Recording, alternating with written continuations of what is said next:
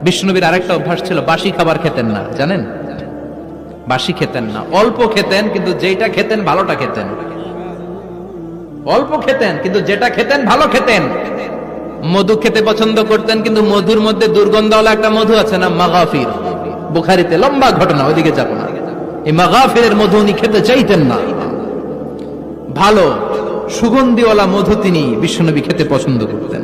বিশ্বনবীর খাবারের তালিকায় সবচেয়ে পছন্দনীয় তালিকায় ছিল এই মধু। মধু খেতেন, দুধ খেতেন, খেজুর খেতেন, জব খেতেন, বার্লি খেতেন, ছাগলের বাজুর মাংস খেতে পছন্দ করতেন, সিনার মাংস। সুবহানাল্লাহ কইবেন না? What a choice! কি চয়েস ছিল বিশ্বনবী! বাজুর মাংস খেতেন।